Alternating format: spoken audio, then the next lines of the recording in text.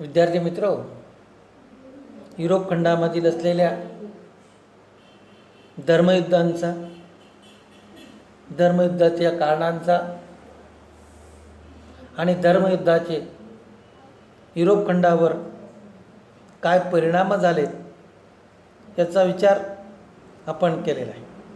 त्यानंतर युरोप खंडामधील असलेलं जे प्रबोधन आहे, या प्रबोधनाच्या काळाचा आपल्याला विचार करायचा आहे. 14वे शतक हा प्रबोधन युगाचा प्रारंभाचा काळ आहे. म्हणजे युरोप खंडामध्ये प्रबोधनाची सुरुवात ही 14व्या शतकाच्या आरंभापासून झालेली आपल्याला पाहायला मिळते. तर 15वे आणि 16वे शतक हे प्रबोधन युगाचा उत्कर्षाचा म्हणजे विकासाचा काळ हा समजला जातो. या 300 वर्षाच्या कालखंडामध्ये बुद्धिवाद आणि वैज्ञानिक विचारसरणी जी आहे, या वैज्ञानिक विचारसरणीवर आधारित असलेल्या संस्कृतीचा पाया हा घातला गेलेला आपल्याला पाहायला मिळतो. बुद्धिवाद म्हणजे काय, तर कोणतीही गोष्ट अंधश्रद्धेच्या आहारी न जाता आपल्या बुद्धीच्या पटलावर त्याला पूर्णपणे घासून त्या आधारावर त्याचा स्वीकार करणं आणि बुद्धीच्या पटलावर घासून स्वीकारलेली गोष्ट ही वैज्ञानिक विचारसरणी जी आहे, सायंटिफिक दृष्टिकोनातून जो आधारभूत असलेली ही विचारसरणी, या संस्कृतीचा पाया हा प्रबोधनाच्या काळामध्ये घातलेला आपल्याला पाहायला मिळतो. या कालखंडात माणसाच्या बुद्धीला, माणसाच्या प्रतिभाशक्तीला आणि माणसाच्या जीवन जगण्याच्या पद्धतीला नवी दिशा, नवा मार्ग या प्रबोधन युगामुळे मिळाले आहे. विश्व जे आहे, विश्व म्हणजे ब्रह्मांड, या ब्रह्मांडामध्ये असलेले रहस्य, गूढवाद हे वैज्ञानिक पद्धतीने कशी उलगडता येतात हे समजून घेण्यात या प्रबोधन काळानंतर लोकांना स्वारस्य किंवा लोकांमध्ये आवड ही निर्माण झालेली दिसून येते. काव्य, नाटक, साहित्य हे जे क्षेत्र आहेत, ही आजवर मानवी जीवनाच्या दृष्टिकोनातून दुर्लक्षित राहिलेले विषय हे प्रबोधन युगानंतर हाताळण्यात येऊ लागलेत. विज्ञानात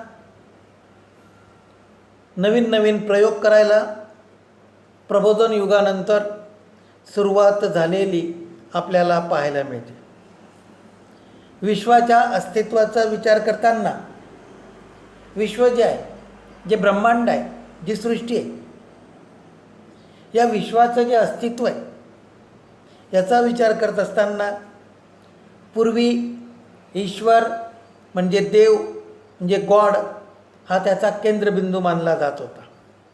मात्र आता प्रबोधन युगानंतर मात्र मानव हा विचाराचा केंद्रबिंदू मानला जाऊ लागला आणि यालाच आपण मानवतावाद असे म्हणतो. या काळात धाडसी दर्यावर्दी लोक जे आहेत, दर्यावर्दी म्हणजे सागरावरती नौकेच्या साहाय्याने, जहाजाच्या साहाय्याने प्रवास करणारे लोक म्हणजे दर्यावर्दी लोक. या दर्यावर्दींना दूरदूरचे असलेले प्रदेश शोधण्यासाठी युरोप खंडामधील असलेल्या राज्यकर्त्यांकडून त्यांना प्रोत्साहन देण्यात आलेलं आहे. त्यांना सहकार्य, त्यांना मदत ही त्या ठिकाणी देण्यात आली. अशा या दर्यावर्दी लोकांनी पाहिलेले जे नवीन नवीन प्रदेश असतील, पाहिलेले देश असतील, त्या ठिकाणच्या वनस्पती, फळे, फुले झाडे, नवनवे प्राणी, विविध प्रकारची नवीन नवीन शस्त्रास्त्र याची माहिती या दर्यावर्दी लोकांनी, सागरी सफर करणाऱ्या लोकांनी आपल्या मायदेशी आणलेली आहे. आणि इसवी सन 1543 निकोलस कोपर्निकस याने ग्रहमाला ही पृथ्वी केंद्रित नसून सूर्य केंद्रित आहे असे प्रतिपादन केलेलं आहे. म्हणजे याचा अर्थ असा की पूर्वी जे मत होतं की सूर्यमाला जी आहे, सूर्याची असलेली ग्रहमाला जी आहे ही पृथ्वीच्या केंद्राभोवती असलेली आपल्याला त्या ठिकाणी मानलं जात होतं. परंतु 1543 निकोलस कोपर्निकस याने या पूर्वीच्या मताला छेद दिलेला आहे, खंडन केलेलं आहे. आणि ग्रहमाला जी आहे ही ग्रहमाला पृथ्वी केंद्रित नसून ती सूर्य केंद्रित आहे असं प्रतिपादन निकोलस कोपर्निकस याने केलेलं आहे. इसवी सन 1609 गॅलिओ नावाचा जो संशोधक आहे, जो शास्त्रज्ञ आहे, या शास्त्रज्ञाने अधिक सुधारित दुर्बीण तयार केली की ज्या दुर्बिणीमुळे खगोल संशोधनाला फार मोठी गती, वेग हा मिळालेला किंवा प्राप्त झालेला आपल्याला दिसून येतो. कोपर्निकस आणि केपलर यांच्या संशोधनाला गॅलिलिओने वैज्ञानिक पद्धतीच्या आधारे पुष्टी देण्याचं काम केलं आहे. पुष्टी देणे म्हणजे जोड देण्याचं काम त्याने त्या ठिकाणी केलेलं आहे. यामुळे भौतिक विज्ञानाच्या क्षेत्रातील संशोधनाला फार मोठी चालना या प्रबोधन युगाच्या काळामध्ये मिळालेली आपल्याला पाहायला मिळते. बंदुकीची दारू आणि छपाई याच्या शोध लागल्यामुळे युद्धतंत्र जे आहे, युद्ध कौशल्य जे आहे आणि ज्ञानाचा प्रसार म्हणजे बंदुकीच्या दारूमुळे युद्धतंत्राच्या क्षेत्रामध्ये, युद्धाच्या कौशल्यामध्ये बदल झालेला आपल्याला पाहायला मिळतो. तर छपाई यंत्राच्या शोधामुळे ज्ञानाचा जो प्रसार आहे, या ज्ञानाचा प्रसार करण्यामध्ये आमूलाग्र असा बदल, आमूलाग्र असं परिवर्तन हे झालेलं आपल्याला पाहायला मिळतं. जर्मनीमधील असलेला जोहान्स गुटेनबर्ग नावाचा जो व्यक्ती आहे, या जोहान्स गुटेनबर्ग याने 1440 जर्मनीत पहिला छापखाना सुरू केलेला आहे. तर इसवी सन 1451 इटली या देशात पहिला छापखाना सुरू झालेला आपल्याला पाहायला मिळतो. छपाईचा शोध लागला आणि जगाला प्रबोधन काळामध्ये मिळालेली छपाईच्या शोधाची ही सर्वात मोठी, सर्वोच्च अशी देणगी समजली जाते किंवा मानली जाते. कारण या छपाईच्या शोधामुळे, छापखाने निघाल्यामुळे विविध प्रकारची माहिती आणि ज्ञान हे सर्वसामान्य माणसापर्यंत छपाई करून किंवा पुस्तकाच्या साहाय्याने पोहोचवणं, यामुळे ते शक्य झालेलं आहे. 18व्या शतकात युरोपातील असलेल्या सुरुवातीची जी आधुनिक विद्यापीठं होती, ही आधुनिक विद्यापीठं ही 18व्या शतकामध्ये स्थापन झालेली आहेत. या युरोपातील असलेल्या विद्यापीठांच्या अभ्यासक्रमात होमर नावाचा जो कवी आहे, या होमरने लिहिलेलं इलियड आणि ओडिसी ही महाकाव्य, ग्रीक देशामध्ये लिहिण्यात आलेली ग्रीक नाटके, त्यावेळच्या असलेल्या ख्यातनाम वक्त्यांनी त्यांची केलेली भाषणे, ललित साहित्य चित्र, शिल्पकला, नीतिशास्त्र, राज्यशास्त्र आणि इतिहास हे जे मानवी जीवनाच्या अंगीभूत असलेले विषय आहेत, या विषयांचा समावेश 18व्या शतकाच्या कालखंडामध्ये युरोपातील असलेल्या या सुरुवातीच्या विद्यापीठांमध्ये या विषयांचा समावेश झालेला दिसून येतो. या विषयांचा अभ्यास विद्यापीठांमध्ये सुरू झाल्यामुळे लोक स्वतंत्रपणे त्या विचाराच्या माध्यमातून विचार त्या ठिकाणी करू लागलेले आहेत. तर अशा प्रकारे युरोप खंडामध्ये प्रबोधन युगाच्या काळात जे छपाई यंत्र जोहान्स गुटेनबर्ग नावाच्या जर्मनीतील असलेल्या व्यक्तीने शोधून काढलं, त्या यंत्राच्या साहाय्याने जगातील असलेलं ज्ञान, माहिती सर्वसामान्य माणसापर्यंत पोहोचवण्याचं काम हे त्या ठिकाणी झालेलं आहे. यानंतर कॅथॉलिक चर्चचा आपल्याला विचार करायचा आहे. प्रबोधन युगाच्या कालखंडामध्ये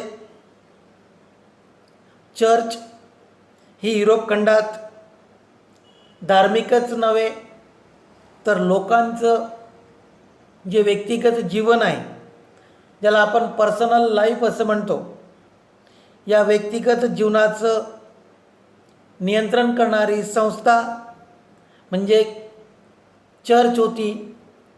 आता ख्रिश्चन धर्माचा विचार करत असताना ख्रिश्चन धर्माचे 2 पंथ आपल्याला पाहायला मिळतात, कॅथॉलिक आणि प्रोटेस्टंट. जसे आपल्या भारत देशामध्ये जैन धर्म जर म्हटला तर जैन धर्माचे 2 पंथ आपल्यासमोर येतात, दिगंबर पंथ, श्वेतांबर पंथ. बौद्ध धर्माचा विचार केला, महायान आणि हिनयान पंथ. तशाच प्रकारे ख्रिश्चन धर्म जो आहे, या ख्रिश्चन धर्माचे 2 पंथ आहेत, एक कॅथॉलिक पंथ आणि दुसरा प्रोटेस्टंट पंथ. हा जो कॅथॉलिक पंथ आहे, या कॅथॉलिक पंथाच्या चर्चमधील धर्मगुरूंनी चर्च जी आहे या चर्चच्या नावाने आज्ञापत्र काढलेले आहेत सर्वसामान्य माणसांना आज्ञा देण्यासाठी. आणि चर्चच्या नावाने आज्ञापत्र काढून सामान्य लोकांची आर्थिक पिळवणूक या कॅथॉलिक चर्चच्या माध्यमातून चर्चच्या असलेल्या धर्मगुरूंच्या साहाय्याने किंवा माध्यमाने ही सुरू झालेली आपल्याला पाहायला मिळते. तसेच जर सर्वसामान्य माणसाने आपले स्वतंत्र विचार करण्यास किंवा स्वतंत्र विचार जर त्याने मांडलेत तर त्यावर कॅथॉलिक चर्चच्या माध्यमातून बंदीही घालण्यात आली. ख्रिश्चन धर्माचा असलेला धर्मग्रंथ बायबल, या बायबल या धर्मग्रंथावर की जो पवित्र असा धर्मग्रंथ आहे, या ग्रंथावर चर्चच्या परंपरेपेक्षा म्हणजे चर्चने जी परंपरा सांगितलेली आहे त्या परंपरेपेक्षा जर भिन्न म्हणजे वेगळं भाष्य म्हणजे विचार किंवा मत मांडणाऱ्या व्यक्तीला मृत्यूदंडाची शिक्षा ही कॅथॉलिक चर्चच्या माध्यमातून चर्च असलेले धर्मगुरू पोप हे देत असत किंवा देण्याचं काम त्या ठिकाणी केलं जात होतं. या सगळ्या गोष्टी ज्या आहेत, या सगळ्यांच्या विरोधामध्ये आवाज उठविण्यासाठी प्रबोधन काळातील असलेली जी मानवतावादी विचारसरणी आहे, त्या मानवतावादी विचारसरणीने प्रबोधन काळामध्ये योग्य ती पार्श्वभूमी तयार केली. यानंतर आधुनिक विज्ञान जे आहे, या आधुनिक विज्ञानाचा आपल्याला विचार करायचा आहे.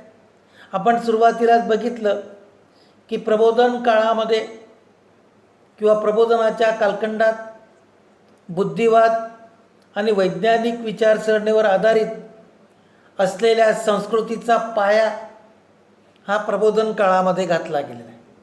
आणि म्हणून आधुनिक विज्ञानाचा विचार करत असताना कोणतीही गोष्ट प्रत्यक्ष अनुभवाचा जो निकष आहे, या अनुभवाच्या निकषावर म्हणजे बुद्धीच्या पटलावर आधारलेल्या वैज्ञानिक पद्धतीद्वारे माणूस सत्य जे आहे त्या सत्याचे आकलन करून घेऊ लागला किंवा त्या सत्यापर्यंत पोहोचण्याचा तो प्रयत्न करू लागला, ते माहीत करून घेऊ लागला. हाच आधुनिक विज्ञानाचा किंवा आधुनिक विज्ञान युगाचा पाया असं त्याला म्हटलं जातं. गणित, विज्ञान व कला यांच्या शिक्षणाला किंवा या विषयाच्या शिक्षणाला या आधुनिक विज्ञानाच्या कालखंडात किंवा विज्ञान युगाच्या काळात महत्त्व प्राप्त झालेलं आपल्याला दिसून येतं. आधुनिक युगाच्या प्रारंभी निसर्ग वैज्ञानिक होऊन गेलेले आहेत. अशा या निसर्ग वैज्ञानिकामध्ये लिओनार्दो दा विंची याचं जे नाव आहे, हा इटालियन चित्रकार आहे. या लिओनार्दो दा विंचीच्या नावाचा अग्रक्रमाने विचार त्या ठिकाणी केला जातो. दुसरं क्षेत्र आहे कलेचं क्षेत्र. विज्ञान युगानंतर किंवा आधुनिक विज्ञानानंतर कलेचं जे क्षेत्र आहे, प्रबोधन काळामध्ये विज्ञानाचा प्रभाव हा कलेच्या क्षेत्रावर सुद्धा पडलेला पाहावयास मिळतो. आणि याच कालखंडामध्ये किमया या शब्दाचा खऱ्या अर्थाने अर्थ होतो जादू. या किमया नावाने ओळखल्या जाणाऱ्या शास्त्रामधील असलेला जो गूढवाद आहे, हा गूढवाद कमी होऊन ते वैज्ञानिक पायावर उभे राहिलेलं आपल्याला पाहायला मिळतं. अशा या गूढवादाचं रूपांतर रसायनशास्त्र ही जी विज्ञानाची शाखा आहे, या विज्ञानाच्या शाखेमध्ये त्याचं रूपांतर झालेलं आपल्याला पाहायला मिळतं. प्रबोधन कालखंडात किमया या शास्त्रातील प्रगतीमुळे खनिजांचे स्रोत आणि मूलद्रव्य यांच्या संबंधीच्या ज्ञानामध्ये भर पडलेली आपल्याला पाहायला मिळते. जमिनीच्या उदरामध्ये जे खनिज आहेत, त्या खनिजांचा स्रोत म्हणजे साठा, साधन आणि निसर्गामधील असलेली विविध मूलद्रव्य यांच्या संबंधीच्या ज्ञानात ही प्रबोधन काळाच्या युगात भर पडलेली आपल्याला दिसून येते. आणि त्यातूनच कलेच्या क्षेत्रामध्ये तैलरंग, या तैलरंगामध्ये रंगवलेले फलक, बोर्ड तयार करायला सुरुवात ही प्रबोधन युगाच्या काळात झालेली आपल्याला दिसून येते. वैज्ञानिक पद्धतीने केलेल्या निसर्गाचं जे निरीक्षण आहे, या निसर्गाच्या निरीक्षणामुळे आपल्या सभोवतालच्या असलेल्या निसर्गाचे सूक्ष्म चित्रण करणे, तसेच वैज्ञानिक पद्धतीच्या निरीक्षणातून मनुष्याची असलेली जी शरीर रचना आहे, या मनुष्याच्या असलेल्या शरीर रचनेची वैशिष्ट्ये दाखवणाऱ्या आकृती, चित्र हे चित्रित करणे हे चित्रकारांना शक्य झालेलं आपल्याला पाहायला मिळतं. या संदर्भात लिओनार्दो दा विंची आणि मायकेल एंजेलो या व्यक्तींचं किंवा यांनी केलेलं जे चित्रण आहे, हे चित्रण अत्यंत महत्त्वाचं काम त्यांचं आपल्याला पाहायला मिळतं. लिओनार्दो दा विंचीसारख्या जगप्रसिद्ध इटालियन चित्रकाराने मोनालिसा नावाच्या स्त्रीचं जे चित्रण केलेलं आहे ते चित्रण आजही जगप्रसिद्ध असलेलं आपल्याला पाहायला मिळतं. कलेच्या क्षेत्राप्रमाणेच प्रबोधन युगाच्या काळात विज्ञानाचा विकास झालेला आहे. युरोप खंडात 17व्या शतकाच्या काळात निसर्गाचा अभ्यास करणाऱ्या शास्त्रज्ञांनी आधुनिक विज्ञानाच्या किंवा आधुनिक वैज्ञानिक पद्धतीच्या ज्ञानाचा पाया रचलेला किंवा रचला असं मानलं जातं. या काळातील शास्त्रज्ञांचा पुढील काही गोष्टींवरती भर होता.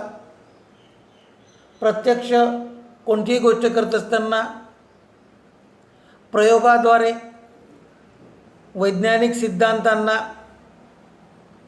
स्थल कालातील महत्त्व आहे हे सिद्ध करणं. स्थळ आणि काळ याला महत्त्व आहे हे सिद्ध करणे.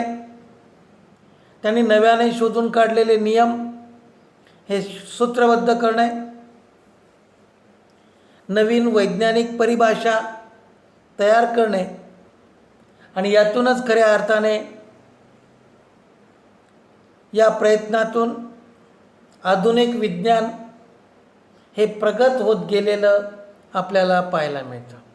म्हणजेच या विज्ञानाचा विकासामध्ये प्रत्यक्ष कोणतीही गोष्ट प्रयोगाद्वारे सिद्ध करणं आणि त्याला स्थल आणि कालाचं महत्त्व त्या ठिकाणी देणं, नव्याने शोधून काढलेले जे नियम असतील ते सूत्रबद्ध करणं, एका सूत्रामध्ये मांडणं आणि नवीन वैज्ञानिक परिभाषा तयार करणं, हे जे प्रयत्न वैज्ञानिकांनी केलेत, या प्रयत्नातून आधुनिक विज्ञान प्रगत होत गेलेलं आपल्याला पाहायला मिळतं. त्यानंतर पुढचा भाग आहे आता आधुनिक वैज्ञानिक विज्ञान प्रगतीपथावर आलं. मग असे विज्ञानाचे प्रयोग करण्यासाठी वैज्ञानिक संस्था ज्या आहेत किंवा इन्स्टिट्यूट ज्याला आपण म्हणतो, या इन्स्टिट्यूटची गरज, या संस्थांची गरज त्या ठिकाणी निर्माण झाली. आणि विज्ञानातील असलेल्या या संशोधनासाठी युरोप खंडामध्ये काही संस्था, काही इन्स्टिट्यूट या स्थापन करण्यात आल्यात. इंग्लंड आणि फ्रान्समध्ये शास्त्रज्ञांचे लेख, की ज्या शास्त्रज्ञांनी नवनवीन संशोधन केलं, नवीन विचार मांडलेत, ते विचार सर्वसामान्य माणसापर्यंत पोचवण्यासाठी, त्याला प्रकाशित करण्यासाठी नियतकालिकं जे आहेत, मॅगझिन्स, हे नियतकालिकं चालवली जाऊ लागले. एवढंच नव्हे तर त्यांच्याशी पत्रव्यवहार करणं, म्हणजे संशोधकांशी लोकांच्या किंवा वाचकांच्या मनामध्ये निर्माण झालेल्या ज्या शंका असतील त्या शंकांचं समाधान करणं आणि या माध्यमातून वैचारिक देवाणघेवाण जी आहे, या वैचारिक देवाणघेवाण करण्यासाठी या वैज्ञानिक संस्था युरोप खंडामध्ये काम करत होत्या. मग अशा वैज्ञानिक संस्थेमध्ये रोममधील, म्हणजे आधुनिक इटालीमधील असलेली academy of the lynx eyed, ज्याला लिक्सियन अकॅडमी असं म्हटलं जातं, ही रोम या देशातील ही संस्था आहे. त्यानंतर फ्लॉरेन्समधील अकॅडमी फॉर द एक्सपेरिमेंट, लंडनमधील Royal Society for Improving Natural Knowledge आणि फ्रान्स या देशामधील फ्रेंच अकॅडमी ऑफ सायन्सेस इत्यादी महत्त्वाच्या संस्था विज्ञानातील संशोधनासाठी युरोप खंडामध्ये या संस्थांची स्थापना झालेली आपल्याला पाहायला मिळते. यानंतर विविध क्षेत्रातील असलेले वैज्ञानिक शोध जे आहेत त्या वैज्ञानिक शोधांचा आपल्याला विचार करायचा आहे. होकायंत्र, दुर्बीण, सूक्ष्मदर्शक यंत्र, तपमापक यंत्र, भारमापक यंत्र यांचा शोध या काळामध्ये लागलेला आहे. सूक्ष्मदर्शक यंत्रामुळे सूक्ष्म जंतूंचा अभ्यास करणं हे सोपं झालेलं आहे. तर रॉबर्ट बॉईल याने वायूचं घनफळ घनफळ त्यावरील दाबाच्या व्यस्त प्रमाणात बदलतं हे त्याने शोधून काढलेलं आहे.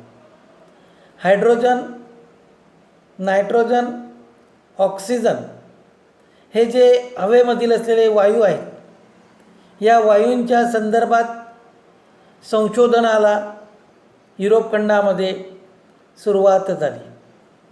भौतिकशास्त्र जे आहे म्हणजे फिजिक्स, यामध्ये उष्णता, ध्वनी यांच्या अभ्यासाला त्या ठिकाणी प्राधान्य देण्यात आलं आणि भौतिकशास्त्राबरोबरच प्राणीशास्त्रामध्ये सुद्धा प्राण्यांची वर्गवारी या माध्यमातून केली जाऊ लागलेली आपल्याला दिसून येते.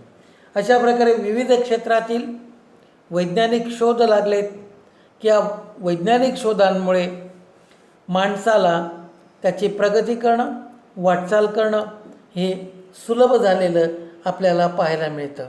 तर या ठिकाणी या चर्चेमध्ये किंवा या व्याख्यानामध्ये आपण जे मुद्दे बघितलेत त्याच्यामधील असलेल्या युरोपातील असलेला प्रबोधनाचा काळ आणि प्रबोधनाच्या काळामध्ये बुद्धिप्रामाण्यवाद आणि वैज्ञानिक विचारसरणी याचा मानवाने स्वीकार केला आणि याचा स्वीकार केल्यामुळे आधुनिक विचारसरणीच्या माध्यमातून नवीन संस्कृतीचा पाया हा प्रबोधन युगामध्ये घातला गेलेला आपल्याला पाहायला मिळतो. याच प्रबोधन युगाच्या काळात बंदुकीची दारू माणसाने शोधून काढली, त्याचा शोध लागला. त्यामुळे युद्धतंत्र जे आहे या युद्धतंत्रात बदल झालेला आपल्याला पाहायला मिळतो आणि मानवी जीवनामध्ये सर्वात मोठी प्रगती जर झाली असेल किंवा जी देणगी मिळाली ती म्हणजे छपाई यंत्राच्या शोधामुळे. छपाई यंत्राच्या शोधामुळे यंत्राच्या साहाय्याने नवीन नवीन ज्ञान हे सर्वसामान्य माणसापर्यंत पोहोचवणं हे शक्य झालं आणि त्या माध्यमातून विकासाला संधी मिळाली. याच कालखंडामध्ये कॅथॉलिक चर्च जे आहे या कॅथॉलिक चर्च प्रबोधनपूर्व कालखंडात चर्च ही माणसावरतीचा पगडा फक्त धार्मिकच होता असं नव्हे तर व्यक्तिगत जीवनसुद्धा त्याच्यावरसुद्धा चर्चचा प्रभाव होता. तर अशा प्रकारे प्रबोधन युगाच्या माध्यमातून मानवी जीवनातील असलेल्या अंगीभूत घटकांमध्ये आधुनिक विज्ञान, कला, विज्ञानाचा विकास, वैज्ञानिक संस्था आणि विविध क्षेत्रातील वैज्ञानिक शोध या घटकांवर आपण या ठिकाणी थोडक्यात प्रकाश टाकण्याचा प्रयत्न केला आहे, ती माहिती मिळवण्याचा प्रयत्न केला आहे. आपण या ठिकाणी थांबू. धन्यवाद.